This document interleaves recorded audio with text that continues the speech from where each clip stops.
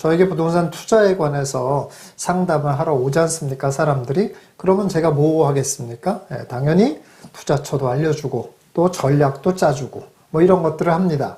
자, 그런데 놀랍게도 여러분들이 전혀 생각지도 못하는 거를 하나 또 해주는 게 있어요. 그게 뭐냐면 여러분들의 숨어있는 투자금을 찾아내주는 일을 가끔 합니다. 제가. 이게 뭔 말인가 신기하지 않습니까? 여러분, 투자금이 있어야 투자를 할 거 아니겠습니까? 그런데 놀랍게도 여러분들은 여러분들이 모르는 본인의 투자금이 상당히 많이 있습니다. 지금부터 제가 찾아드리도록 하겠습니다.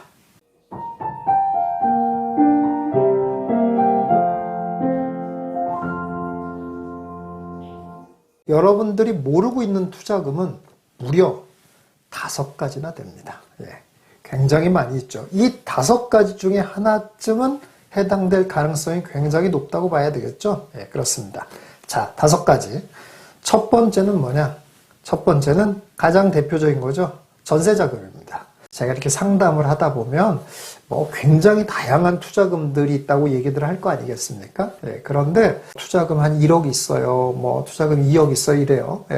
그러면 좀 1억, 2억 가지고 할 수 있는 게 뭐가 있을까 좀 고민을 좀 해야 돼요.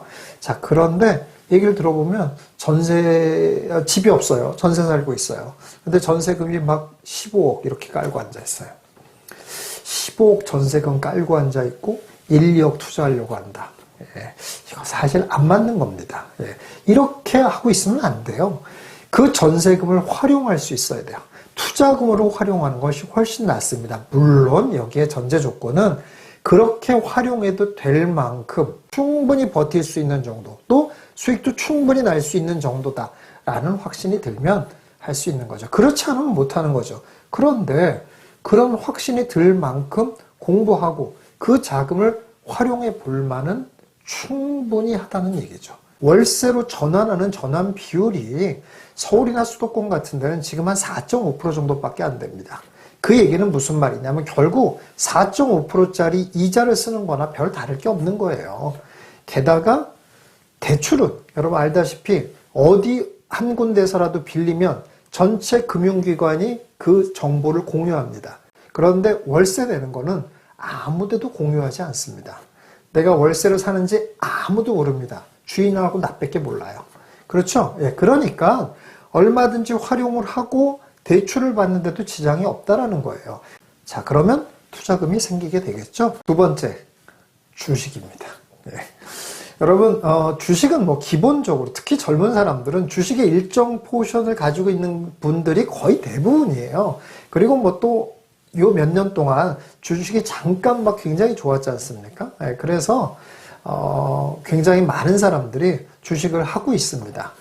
그런데 여러분 주식이 여러분들의 자산이라고 생각하십니까? 정말 큰 오해입니다. 주식은 여러분들의 자산이 아닙니다. 왜 자산이 아니냐면 주식의 변동성을 보세요. 이런 거를 자산이라고 할 수가 있어요. 주식으로 10억을 갖고 있다고 하더라도 하루아침에 5억이 될 수도 있는 거예요. 이런 게 자산이에요? 자산이 아닙니다. 더더군다나 여러분 돈이 없으니까 내가 적은 돈으로 할 수 있는 게 주식이라고 생각해서 주식으로 내가 내 자산을 불리려고 생각하시는 분들 더욱더 말이 안 되는 겁니다. 주식으로는 절대로 자산을 불릴 수가 없습니다. 왜 그러는 줄 아세요? 여러분. 왜 자꾸 확률을 무시하는 거예요? 여러분 주식으로 일반인들이 주식으로 성공한 확률 몇 프로나 됩니까? 그거는 여태까지 주식을 너무 몰랐기 때문에 그렇게 된 거다. 이제부터 주식 투자법을 제대로 하면 계속 주식으로 재산을 불릴 수 있다. 이런 얘기들을 하는데 여러분 이게 맞는 말일 것 같습니까? 왜 역사를 무시하는 거예요? 왜 여태까지 되어온 일들은 다 무시하는 거예요? 어느 날 갑자기 될 거라고 생각하십니까? 또 이런 얘기들 또 해요. 미국을 봐라. 많은 사람들이 금융자산, 특히 주식을 갖고 있다. 다 잘 되지 않았냐?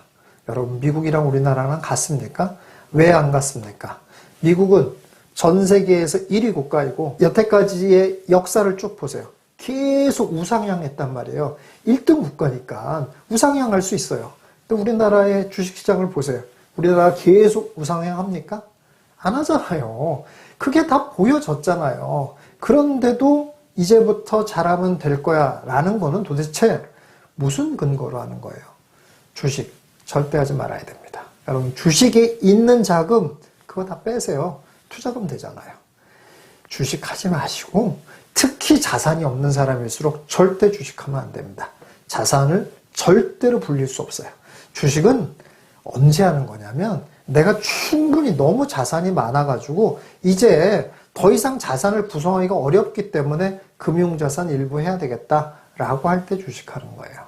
여러분 주식을 자산을 늘리기 위해서 주식하는 거 절대 하지 마셔야 됩니다. 그래서 지금 당장 주식 계좌에 있는 거 다 파셔가지고 그거 투자금으로 활용하세요. 두 번째입니다. 세 번째는 약관 대출입니다. 보험을 많이 드는 거는 절대로 자산 형성에 도움이 안 되는 일입니다. 절대 하지 말아야 되는 일입니다. 그럼에도 불구하고 이미 보험을 많이 들어놨어. 어떻게 하겠어요? 어쩔 수가 없잖아요. 깨면 너무 손해를 보니까. 그럼 어떻습니까? 약관 대출을 받으면 되잖아요. 그런데 약관 대출을 받을 생각은 못하고 보험에 들어간 돈이니까 그 돈은 없는 돈인 줄로 알아요.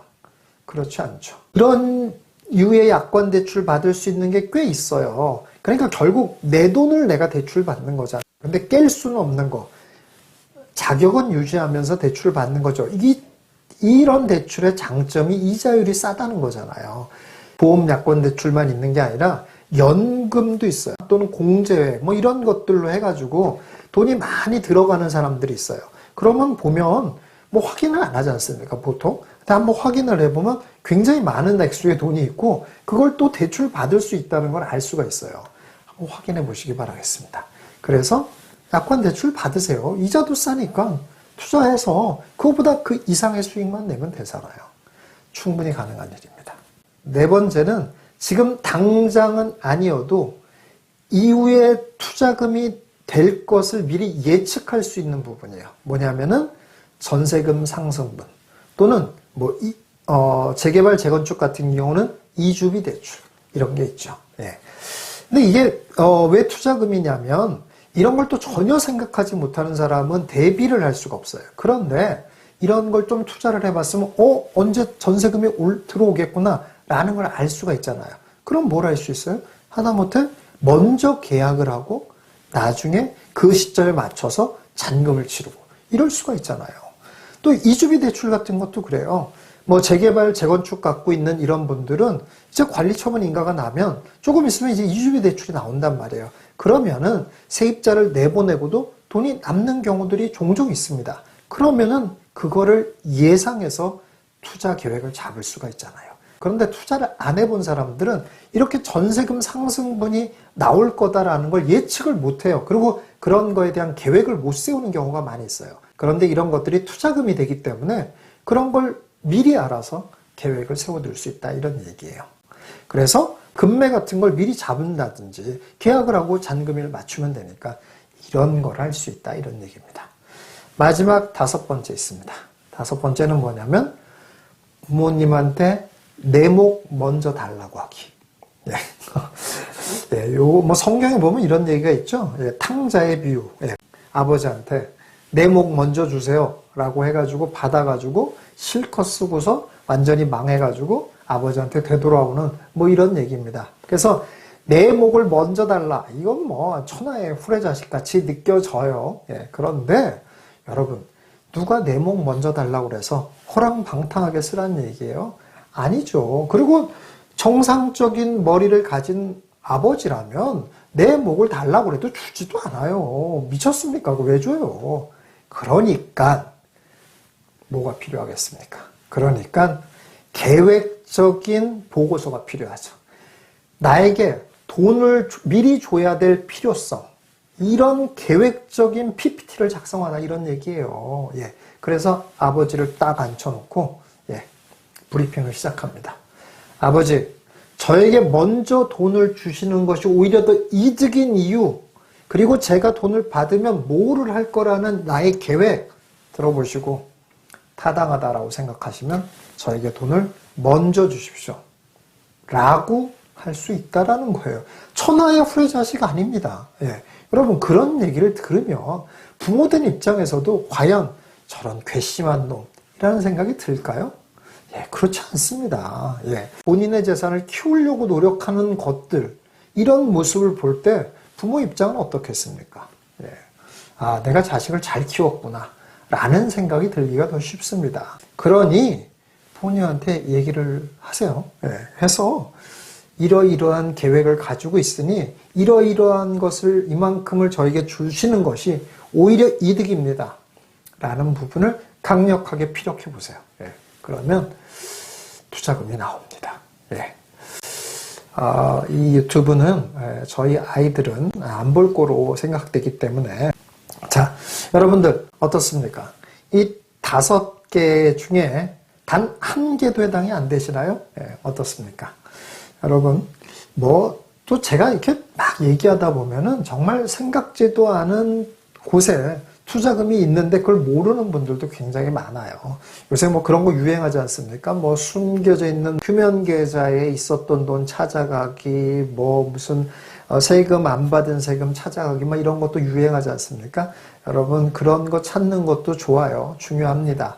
그런데 그런 거 찾아봐야 얼마나 되겠습니까? 안 찾지 말라는 거 아니에요. 예, 그런 것보다는 투자금, 숨어있는 투자금 찾아가지고 투자할 수 있다면 그런 거랑은 비교가 안 될 것 같아요. 그렇죠? 예, 여러분, 지금부터 한번 잘 생각해 보세요.